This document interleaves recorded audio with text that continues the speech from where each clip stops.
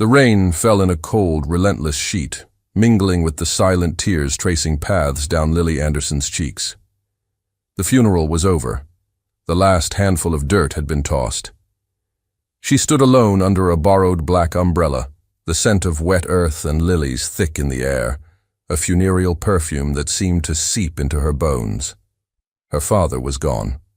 Later that day, in the quiet, dusty office of her family's lawyer, the second wave of devastation hit. Her father, a brilliant but trusting man, had left behind a mountain of debt, medical bills from his long illness and business loans from deals that had soured. "The bank will be foreclosing on the house, Lily," the lawyer said, his voice full of a gentle, weary pity. "I'm so sorry. You have 30 days. The house. The only home she had ever known, the place where every corner held a memory. It was all she had left of her parents, and now she was about to lose it. Alone, grieving, and on the verge of being homeless, she felt the world closing in on her. 2 days later, a knock echoed through her quiet, half-packed house. She opened the door to find a man who seemed entirely out of place in her world of cardboard boxes and quiet grief. He was tall, dressed in a suit so sharp and perfectly tailored it looked like armor. His face was handsome, but hard, with intense, piercing eyes that assessed her with a cool, unnerving detachment. She knew who he was, of course. Michael Whitmore, a legal titan, a corporate shark known for his ruthless efficiency and for never, ever losing. He did not offer condolences. He did not engage in small talk. His presence filled the doorway, radiating a cold, intimidating power. "Miss Anderson," he said, his voice a low, smooth baritone that was completely devoid of emotion. "I understand you are in a difficult position." She stared at him, a mixture of confusion and resentment bubbling up. "If you're here to offer legal services, Mr. Whitmore, I can't afford you." A flicker of something, not amusement, but cold calculation, passed through his eyes. "I'm not here to offer my services," he said. "I'm here to make a proposal." He stepped inside, uninvited, his gaze sweeping over the boxes, the quiet desperation of the room. "I will settle every cent of your father's debt," he stated, the words so direct, so shocking, they hung in the air between them. "I will save this house. You will lose nothing." The offer was a sudden, blinding light in her darkness, a lifeline she couldn't comprehend. Hope, sharp and painful, pierced through her grief. "Why?" she whispered, her voice trembling. "Why would you do that?" He turned his full, intense gaze on her. "In exchange," he said, his voice dropping, becoming a quiet, devastating command, "you will marry me." The world tilted. The air rushed from her lungs. She stared at him, at this powerful, handsome stranger who had just offered her salvation at the price of her own life. She was about to scream, to laugh, to slam the door in his face. "Why?" she managed to choke out, the word a raw plea for reason in a world that had just stopped making sense.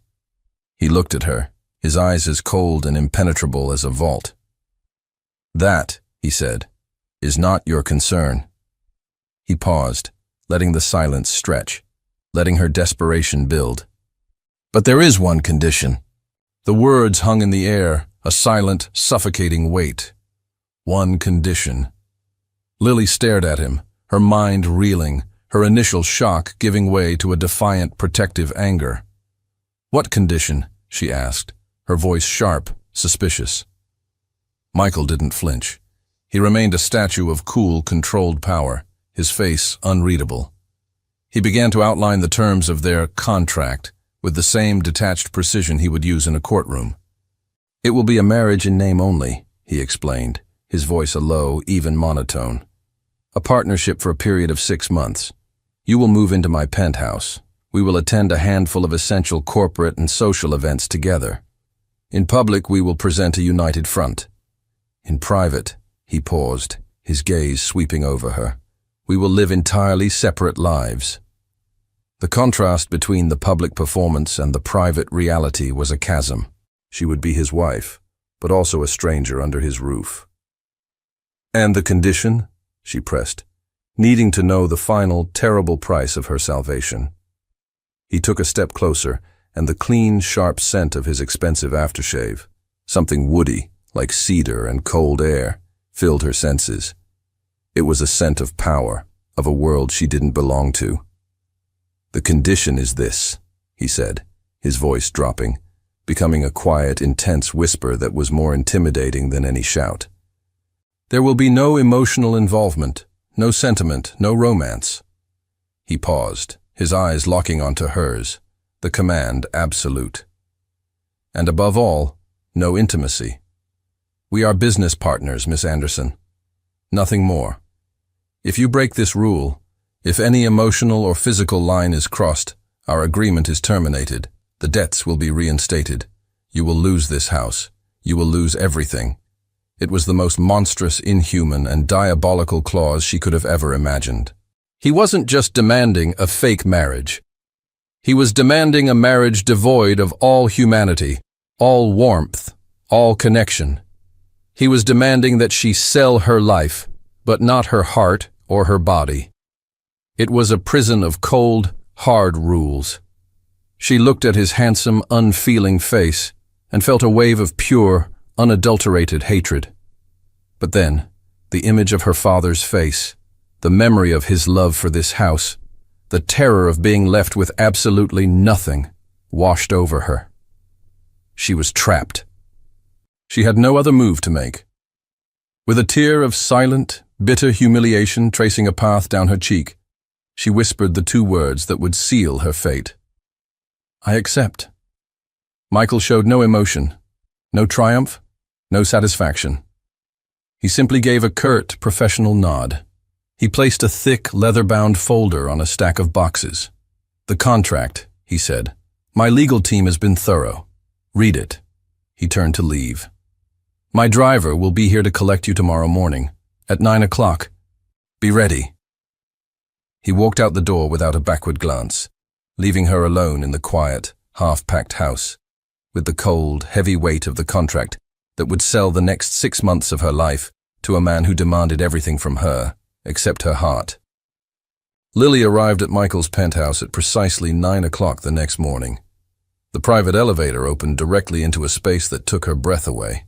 It was a vast 2-story apartment of glass and polished concrete, with a panoramic view of the entire city. It was magnificent, minimalist, and as cold and impersonal as a modern art museum. There were no photographs on the walls, no books on the shelves, no sign that a human being actually lived there. It was the fortress of a man who refused to feel. She was greeted not by Michael, but by his housekeeper, Mrs. Gable, a severe, rail-thin woman with her gray hair pulled into a tight bun. Her expression was as starched and unforgiving as her uniform. "Welcome, Mrs. Whitmore," she said, the name sounding foreign and absurd. She looked Lily up and down, her gaze lingering for a fraction of a second on Lily's simple single suitcase. "I will show you to your suite." The suite was in the east wing of the penthouse, a beautiful but sterile set of rooms that were, as promised, on the opposite side of the apartment from Michael's master suite. The physical and emotional distance was clearly defined. "Mr. Whitmore has arranged for a wardrobe to be provided," Mrs. Gable said, opening a door to reveal a walk-in closet filled with designer clothes, shoes, and handbags, all in Lily's size. It was another cold, efficient transaction. That first night, sleep was impossible. The silence of the penthouse was a living, breathing entity, pressing in on her. She felt like a ghost in someone else's life. Restless, she slipped out of bed, needing a glass of water, needing to move. She padded barefoot through the dark, silent halls, the city lights outside casting long, geometric shadows on the polished floors. As she entered the main living area, she froze. He was there. Michael stood in the darkness, in front of the massive, floor-to-ceiling window, a glass of whiskey in his hand. He was looking out at the city he owned. He had taken off his suit jacket, and his tie was loosened, the top buttons of his crisp white shirt undone. In the dim, ambient light, he didn't look like the ruthless lawyer from the contract. He looked like a man haunted by something she couldn't see. His attention was fixed on a single silver-framed photograph he held in his other hand. He must have sensed her presence, a subtle shift in the air, because he startled. He quickly, almost guiltily, placed the photograph face down on a nearby table before she could get a clear look at the woman's face. "Insomnia?" he asked, his voice a low, hoarse rasp, completely different from the cold, clipped tone he had used before. "Just thirsty," she whispered, her heart pounding. He turned to face her, his expression once again a mask of cool, unreadable control. The moment of vulnerability was gone. "Remember the rules, Miss Anderson," he said, his voice a quiet, firm reminder. The use of her maiden name was deliberate, a reinforcement of the wall between them. "Maintain your distance." He then turned and walked back toward his wing of the penthouse, leaving her alone in the darkness. But it was too late. She had seen the crack in his armor. She had seen the ghost that haunted his fortress of ice. And her curiosity, a dangerous, unwelcome emotion, began to take root. Their first public appearance as a married couple was a high-stakes shareholder dinner for Michael's law firm. It was a nest of corporate vipers, a room filled with men and women who measured worth in stock prices and leveraged buyouts. "Smile," Michael murmured as they stepped out of the car, the camera flashes exploding around them.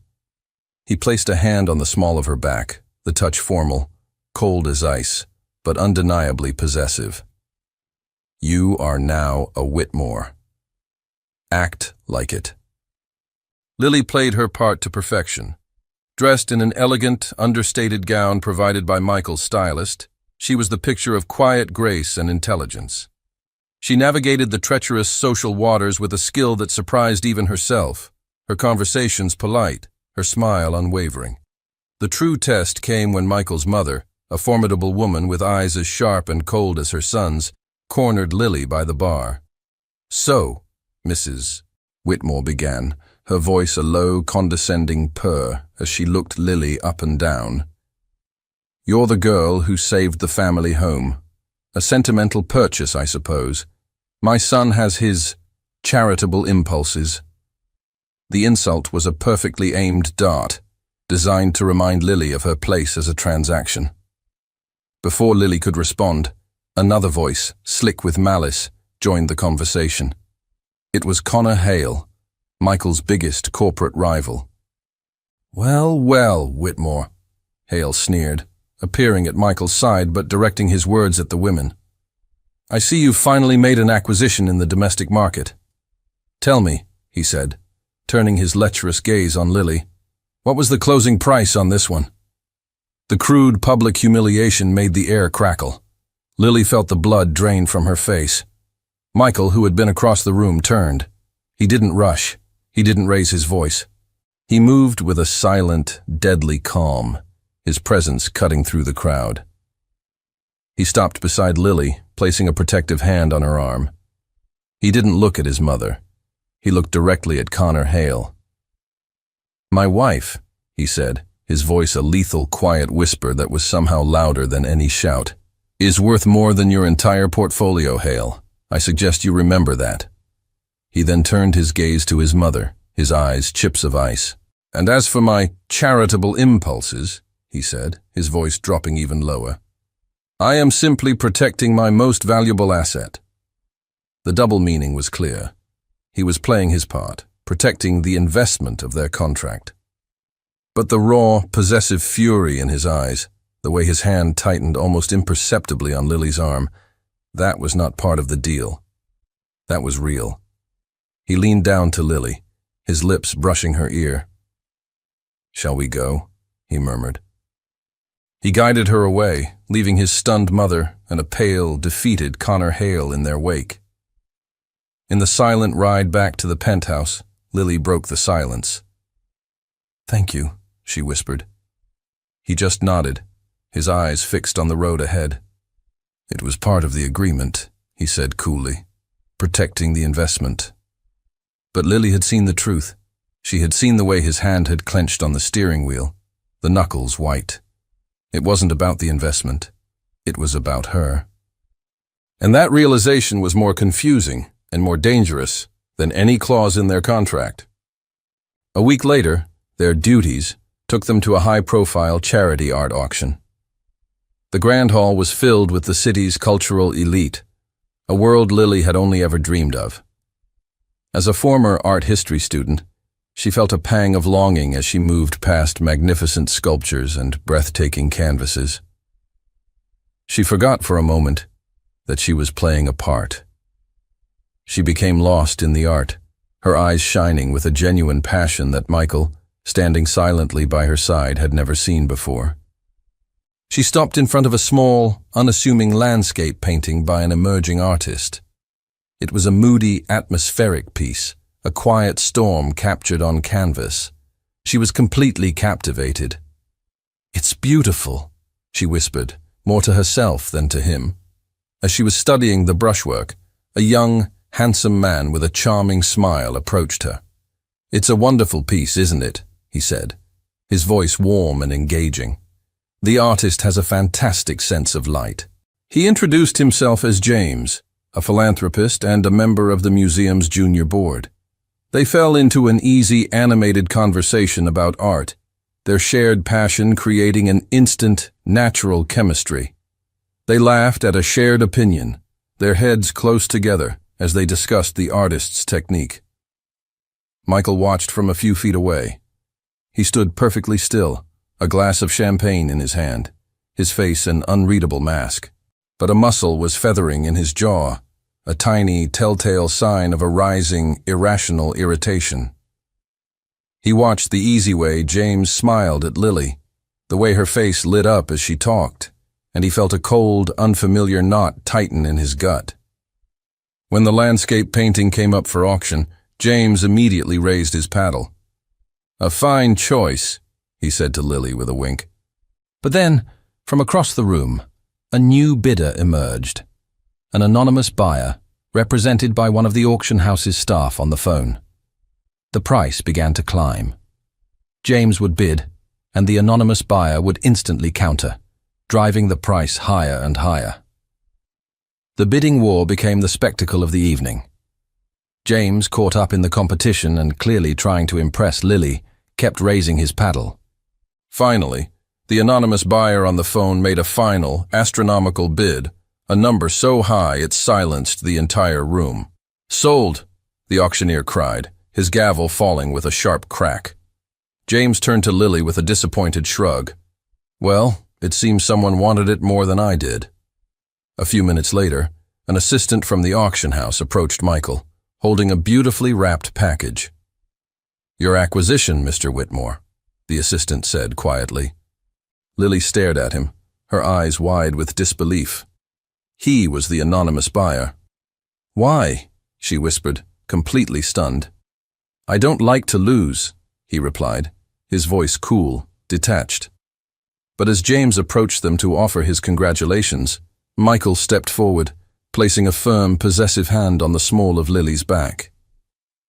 "I believe our evening is over," he said, his voice a low, dismissive growl directed not at Lily, but at James. He guided her out of the grand hall, his grip on her back unwavering. Lily was speechless. She looked back at James's confused face, and then at Michael's hard, stony profile. She realized, with a sudden, thrilling jolt, that this had nothing to do with not wanting to lose the painting. It was about not wanting to lose her to another man. The following weekend, Michael was required to attend a family gathering at his mother's sprawling country estate. As his wife, Lily's presence was non-negotiable. The house was beautiful, a classic stone manor surrounded by autumn foliage, but the atmosphere inside was as cold and biting as the November wind. Michael's mother, Eleanor, greeted them with a smile that was all teeth. She treated Lily with a polite, icy disdain, making it clear she saw her as a temporary and distasteful arrangement. But during the weekend, away from the city and the pressures of his firm, Lily saw another side of Michael. She saw him walking in the woods with a scruffy, old golden retriever he had rescued years ago, his voice soft and gentle as he spoke to the dog. She saw him in the library, his face animated with a rare passion as he described the history of the estate, a place his own mother had loved. The cracks in his armor were widening, revealing glimpses of the man beneath. The fragile peace was shattered on Saturday night. They were in the grand living room having pre-dinner drinks with the family when there was a knock at the door. A moment later, a woman walked in. She was tall, elegant, and stunningly beautiful, with the kind of effortless confidence that comes from a lifetime of privilege. Lily recognized her instantly from the photograph Michael kept hidden in his study.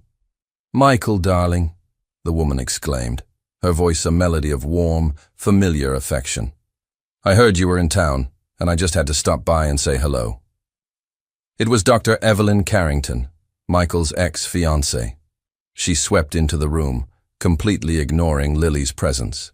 She kissed Michael's mother on the cheek, laughed at a joke his uncle made, and then turned her full, dazzling attention to Michael.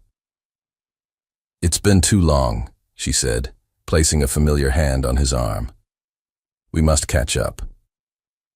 The room seemed to shrink, the air growing thick with a shared history that Lily was not a part of. Evelyn and Michael's family began to reminisce about old times, about shared vacations and inside jokes, their conversation a seamless, exclusive club. Lily sat on the sofa, a glass of untouched wine in her hand, feeling completely, utterly invisible. She was an outsider, a ghost at their family reunion. And Michael was trapped.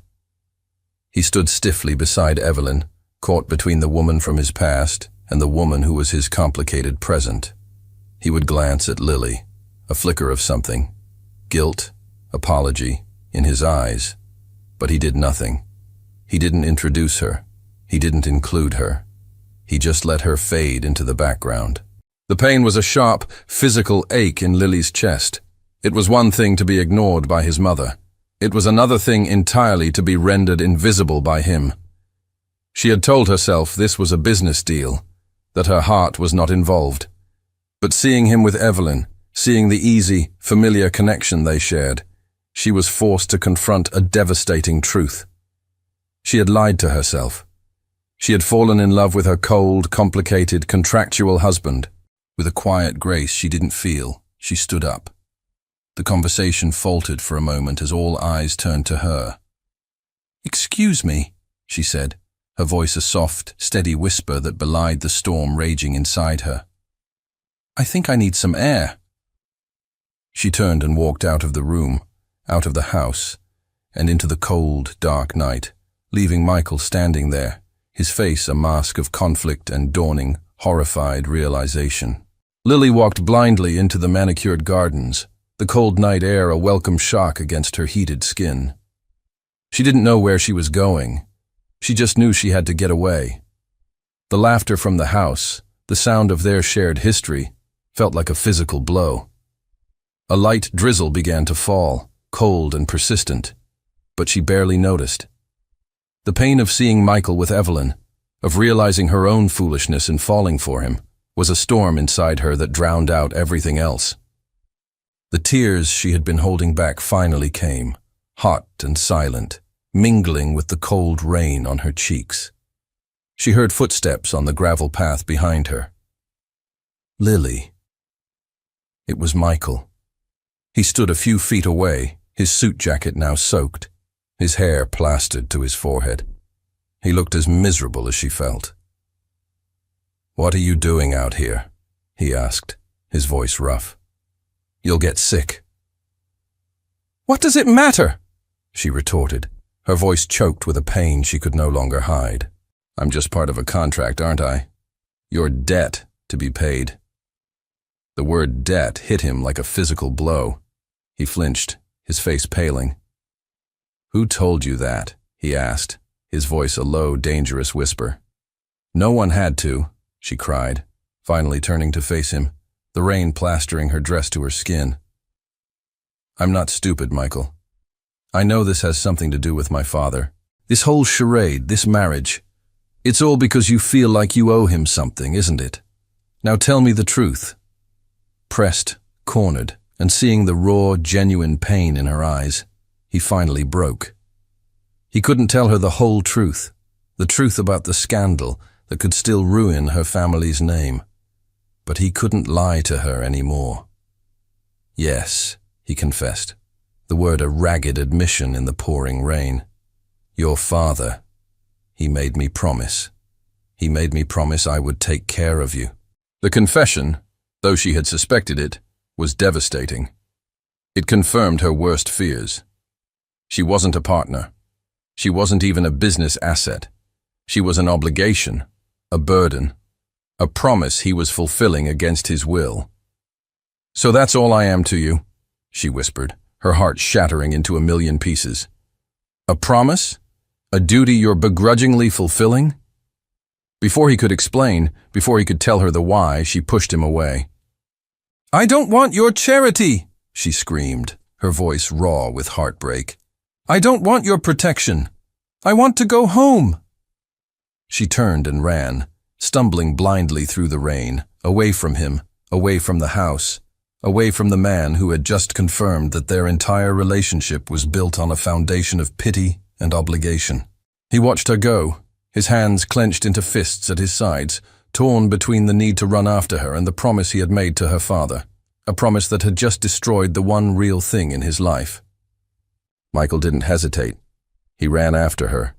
The promise he had made to her father was important, but the thought of her disappearing into the dark, rainy night, alone and heartbroken, was unbearable. He caught up to her on the long, private road that led away from the estate, grabbing her arm gently to stop her. The rain was a torrential downpour now, soaking them both to the bone, plastering his shirt to his chest and her hair to her face. You can't go, Lily, he said, his voice a desperate plea over the sound of the storm. Not like this. Let go of me, she cried, trying to pull her arm away, but his grip was firm. I'm done, Michael. I'm done being your project, your good deed. You're not a good deed, he shouted back, his own control finally snapping. You're a complication. You're the most illogical, infuriating, and completely captivating variable that has ever entered my life. Give me one reason to stay, she screamed, her face wet with rain and tears, her eyes blazing with a pain so profound it cut him to the core. One real reason. Not a promise to a dead man. Not a debt. A real reason, Michael. He stared at her, his mind racing. He was a man of words, a lawyer who could argue his way out of any corner. But in that moment, faced with her raw, desperate demand for a truth he couldn't give, and a feeling he couldn't explain, he was utterly, completely speechless. He couldn't tell her about the scandal, about the true depth of his debt to her father. He couldn't break that promise. But he couldn't lie to her anymore. So, in an act of pure, unadulterated desperation, he did the only thing he could. He pulled her to him, his hands tangling in her wet hair, and he kissed her. It was not a gentle kiss. It was a desperate, passionate, and furious kiss. It was a kiss that broke every rule, every clause, every cold, logical boundary he had ever set for himself. It was a kiss that poured out all his frustration, all his fear, all his jealousy, and all the undeniable, terrifying love he felt for her. It was a confession, made not with words, but with a raw, desperate hunger. For a split second, she resisted, her hands pushing against his chest. But then, she surrendered. Her own arms wrapped around his neck, and she kissed him back with an equal, heartbreaking ferocity, pouring all of her own pain, her own confusion, and her own impossible love into the embrace. The kiss left them both breathless, clinging to each other in the pouring rain. The rule was broken. The contract was in ruins. And now what? She whispered, her voice a trembling, hopeful question against his lips. He looked down at her, the rain streaming down their faces, his eyes dark with an emotion he could no longer deny. I don't know, he answered, his voice a raw, honest rasp. And for the first time, not knowing was the most honest and most hopeful answer he could have ever given. They returned to the country house, drenched, silent, and fundamentally changed. The air between them was no longer cold or tense.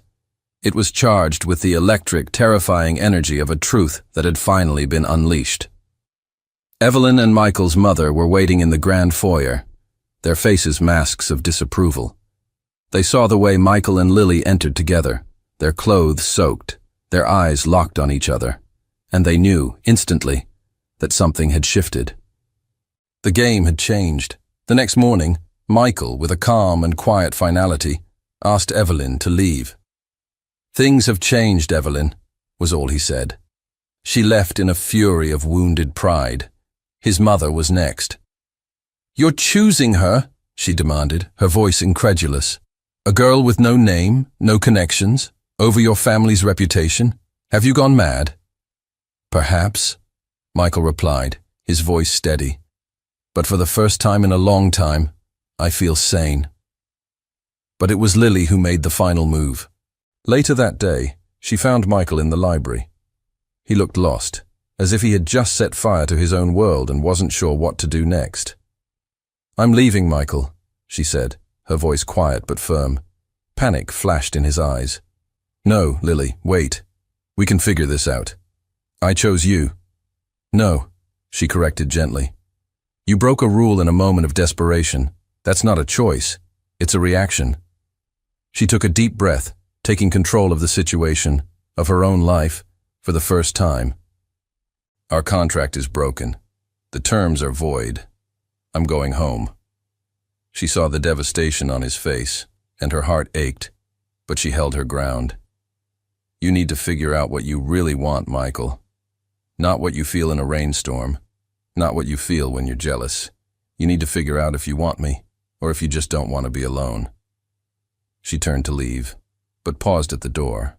"And when you figure it out," she said, her voice ringing with a newfound strength, "you know where to find me."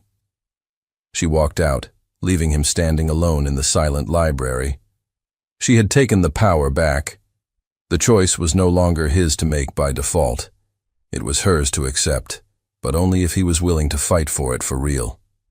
And now, he was completely, utterly, on his own. Lily's departure was a quiet, devastating amputation. Michael returned to his penthouse, but the space, once his sanctuary of control, was now a cold, empty tomb.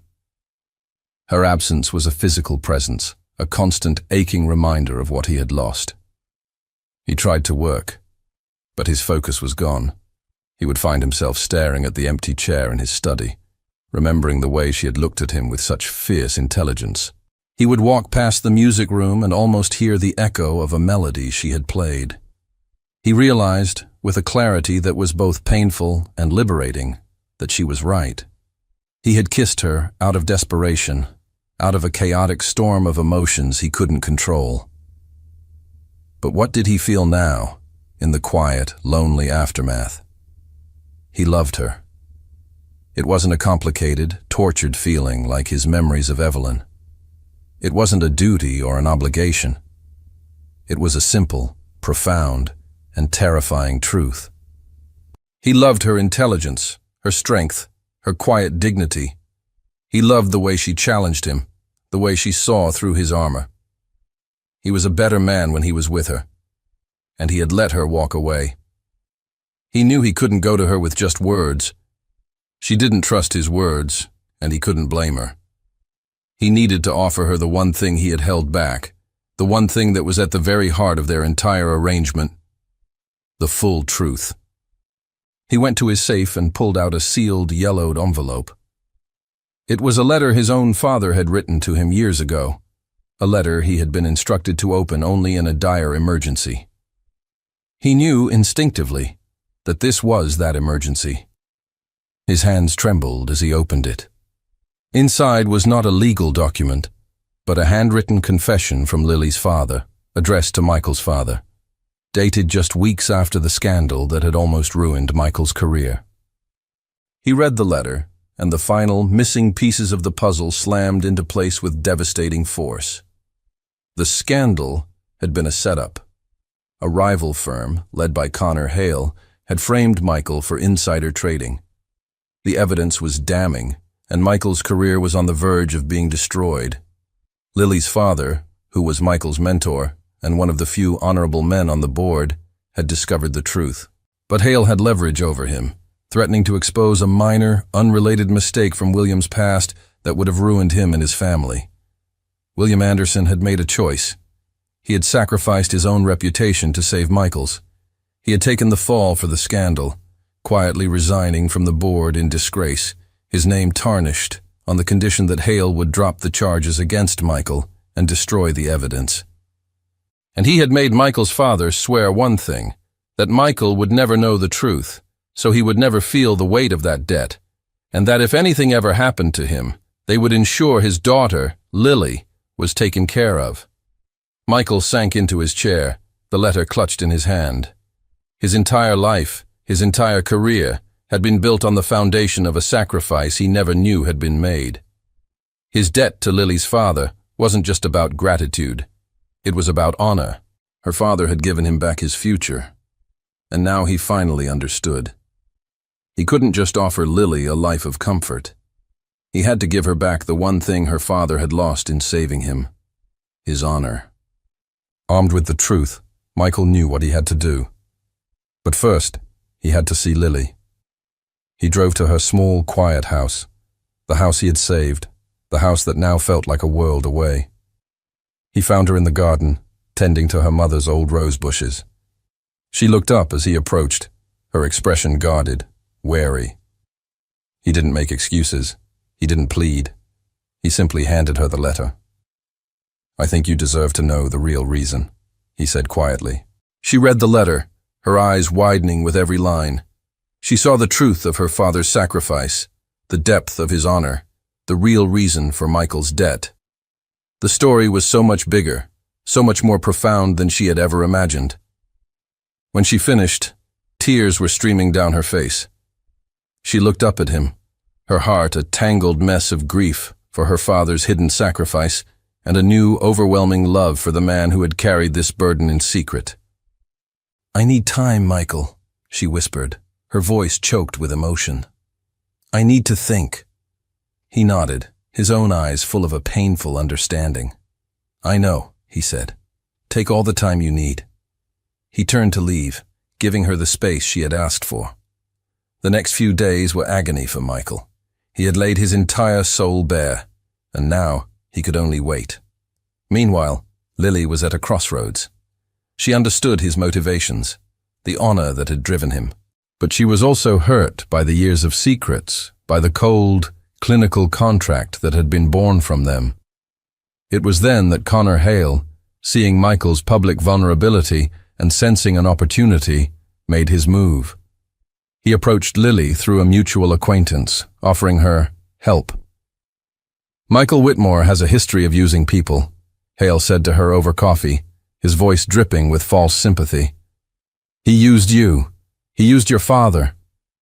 "I have information, documents that could expose his firm's more aggressive business practices. Together we could make him pay." He slid a folder across the table. It was filled with documents that, while not illegal, were certainly unethical, painting a picture of Michael as a ruthless corporate predator. It was a chance for revenge. The chance to destroy the man who had, however unintentionally, built his empire on the ashes of her father's reputation. Lily stared at the folder. She had the power to ruin him. She thought of the cold, arrogant man who had first walked into her house. She thought of the pain and humiliation she had felt.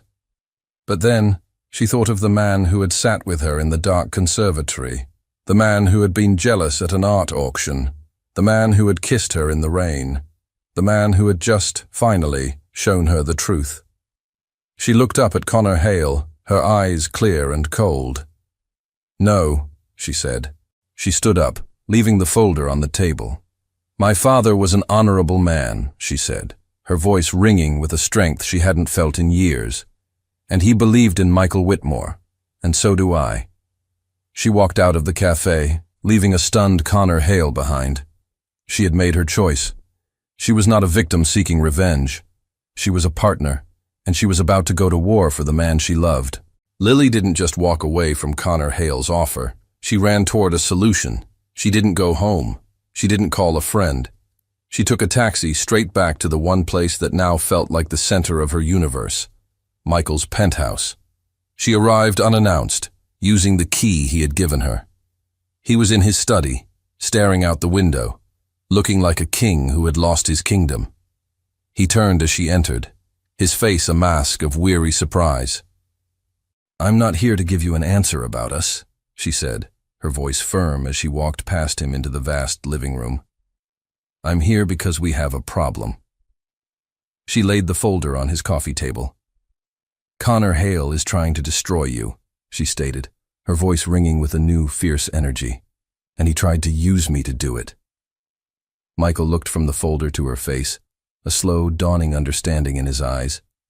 She hadn't just chosen him over his rival. She had chosen to stand with him in a war. She had brought him the enemy's battle plans. "My father believed in you," she said, her gaze unwavering, powerful. "He sacrificed his name to save your career. I will not stand by and let another man tarnish that legacy with lies." In that moment, Michael saw her not just as the woman he loved, but as his partner, his equal, a warrior with a will as strong and as unyielding as his own. He knew with a clarity that cut through all his grief and self-loathing that words were no longer enough. He had to act.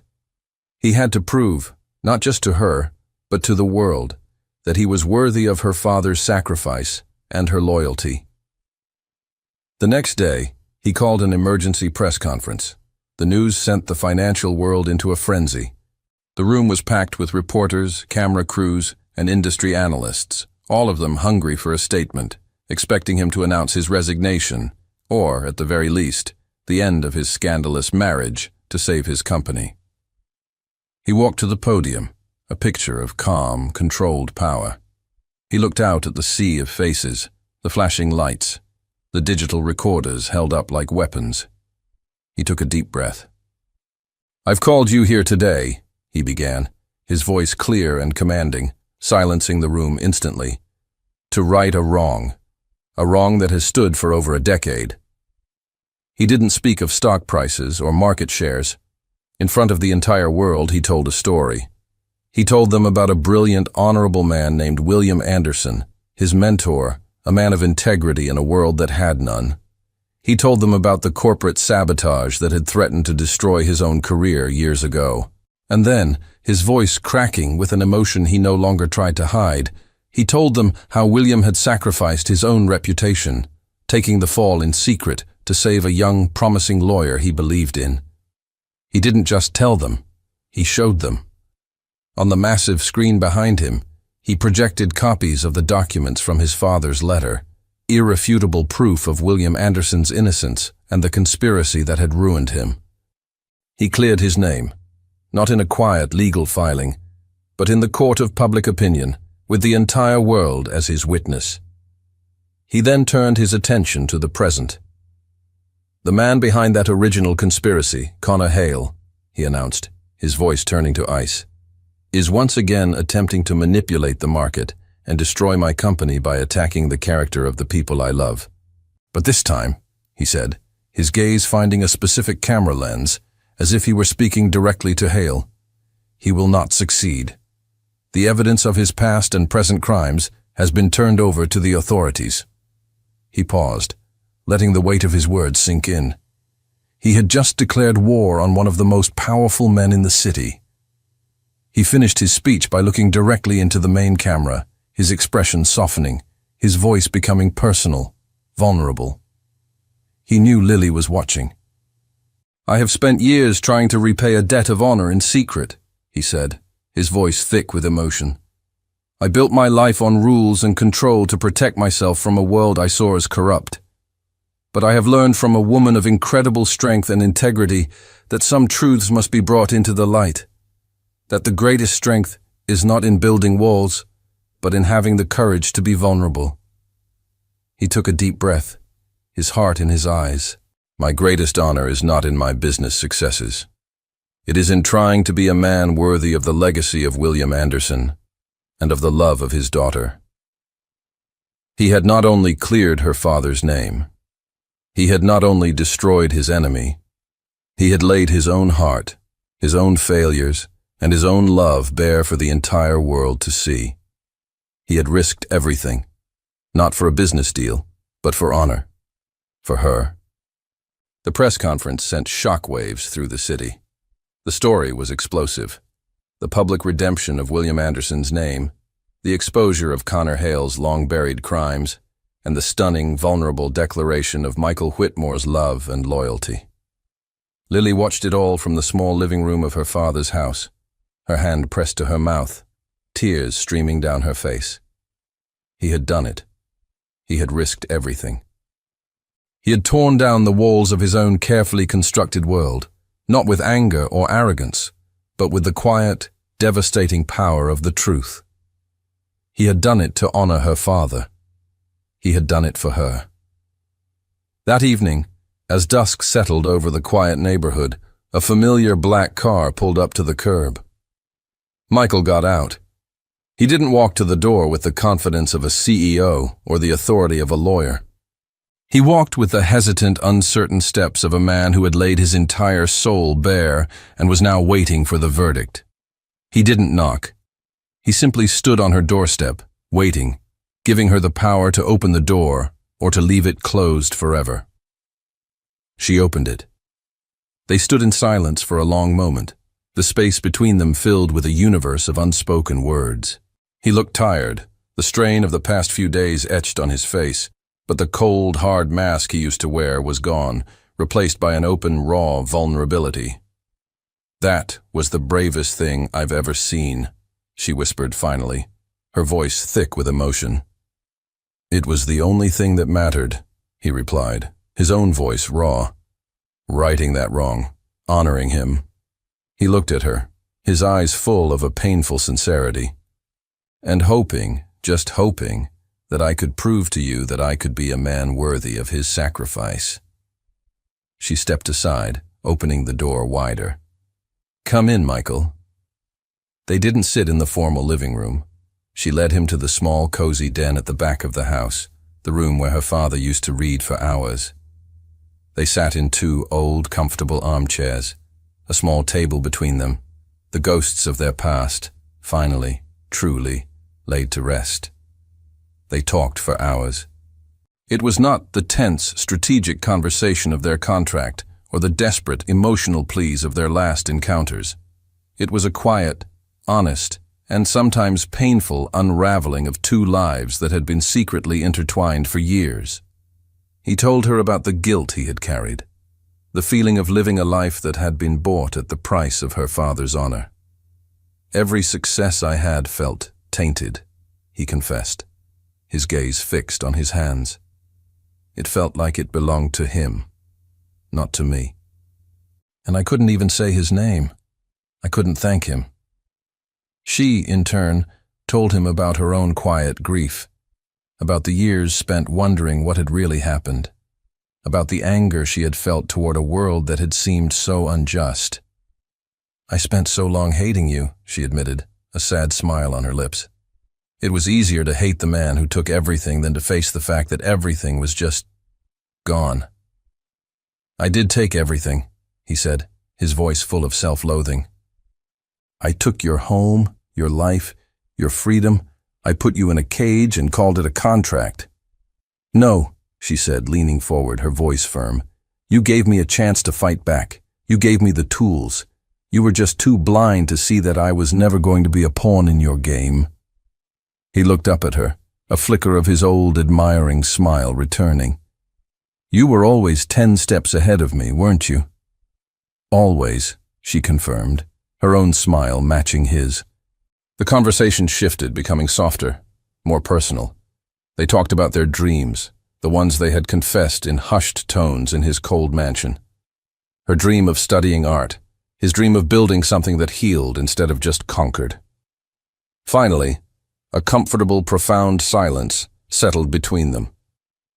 "I love you, Lily," he said, his voice now clear, steady, and full of a quiet, unwavering certainty. "I know I have no right to ask for anything from you. I know the damage I've done. But I have to ask.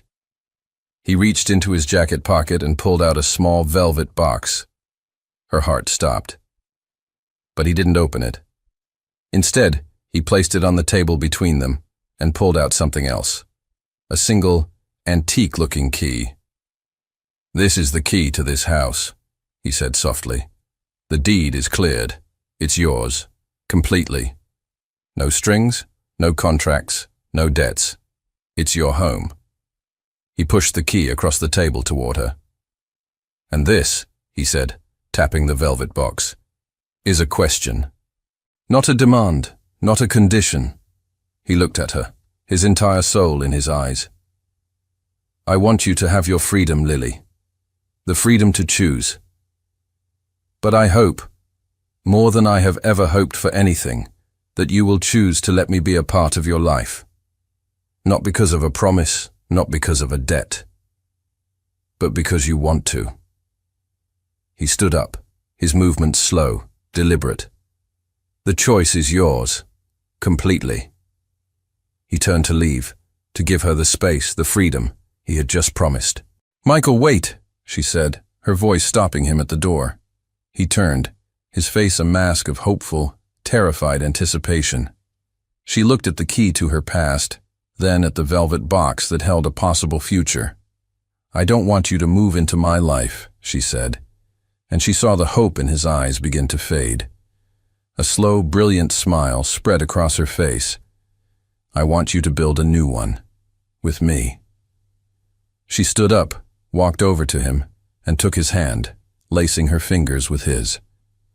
The kiss they shared in the doorway of her father's house was not one of passion or of desperation.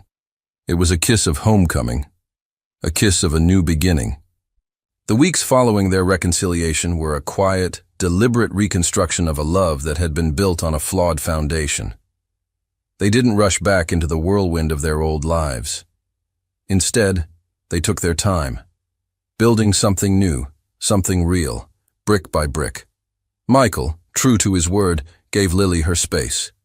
He didn't move into her house, but he became a constant, gentle presence in her life. He would show up at her door not with extravagant gifts, but with 2 cups of coffee in the morning, or with takeout from her favorite Thai restaurant after a long day. They spent their evenings not in tense silence, but in easy conversation, rediscovering each other without the weight of secrets and contracts. The final hurdle, they both knew, was his mother. Eleanor Whitmore had been conspicuously silent since the press conference. She had not called, had not sent a message. One Sunday, Michael arrived at Lily's house, a nervous, uncharacteristic tension in his shoulders. "My mother has requested our presence for lunch," he said, his voice tight. "You don't have to go. We can say no." Lily looked at him, at the man who could face down corporate raiders without flinching, but was terrified of his own mother. She took his hand. "No," she said, her voice calm and steady. "We'll go. Together." The lunch at the Sinclair estate was a cold, formal affair. Eleanor was polite, but her disapproval was a tangible force, a wall of ice around the dining table.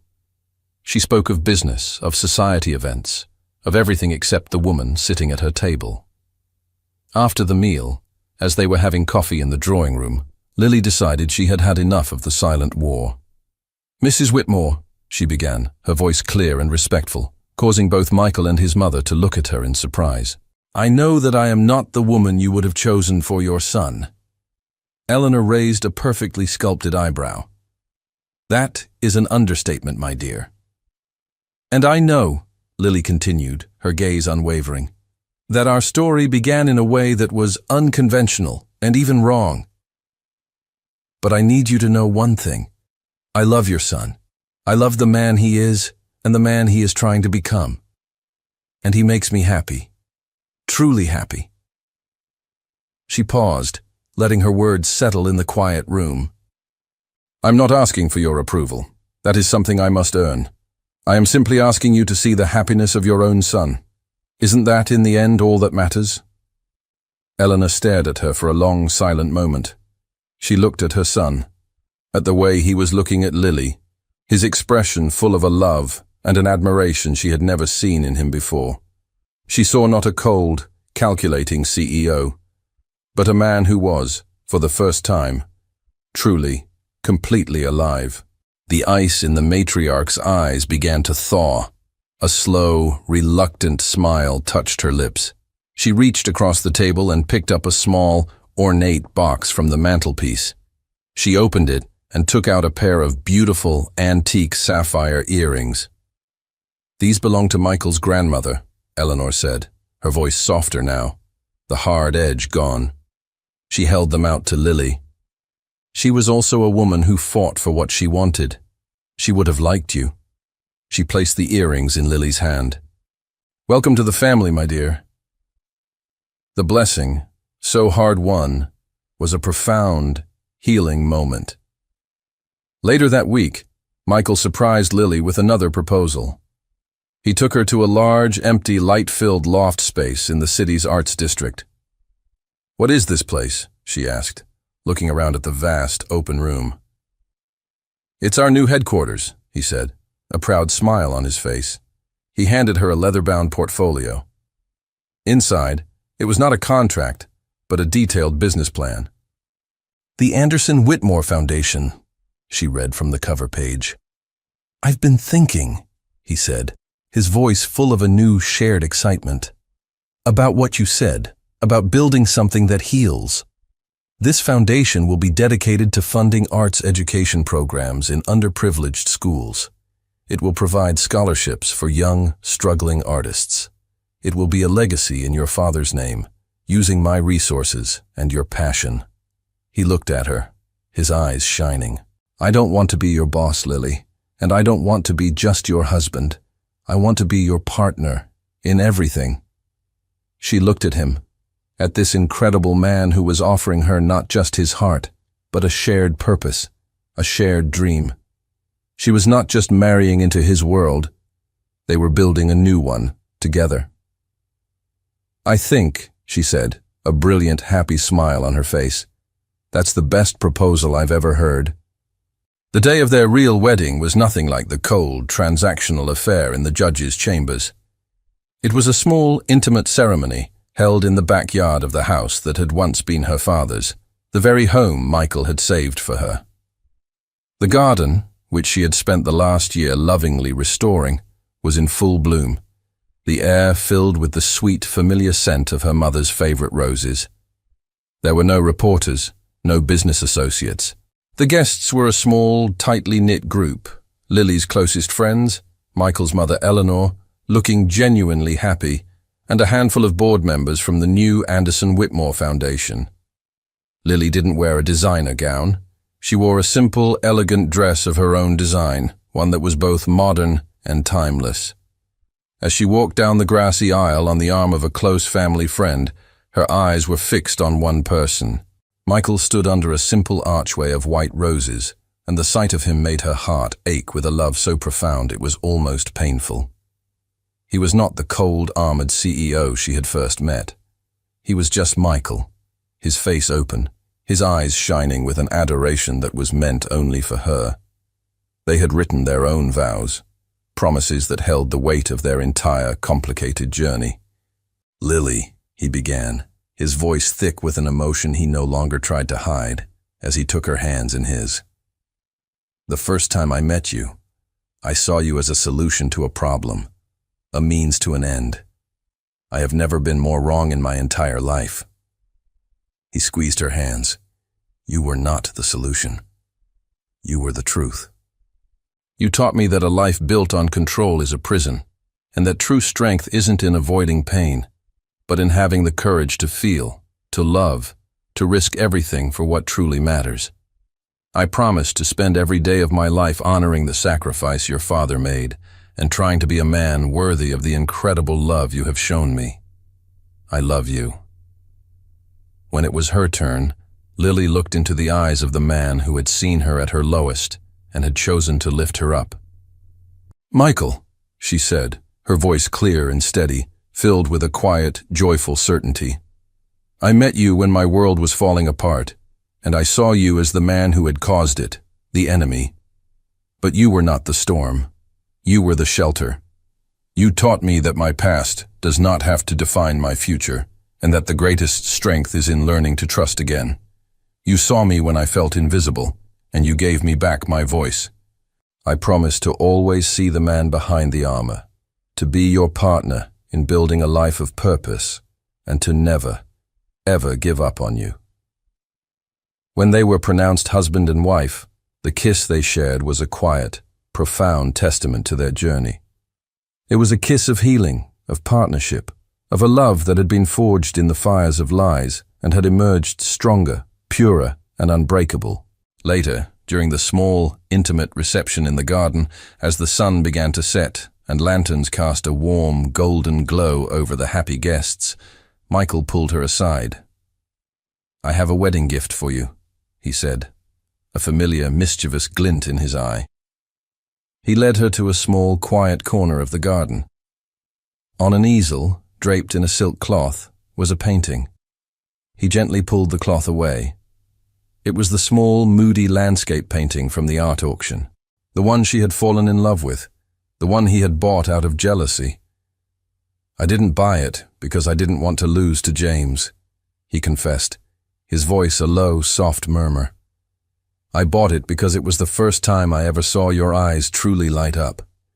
It was the first time I saw the real you, the woman who loved art more than money, the woman I was already, without knowing it, beginning to fall in love with." He turned to her, his expression serious, full of a love that was bottomless. "I knew, in that moment, that I would do anything to see you look that happy for the rest of your life." Tears of pure, unadulterated joy streamed down her face.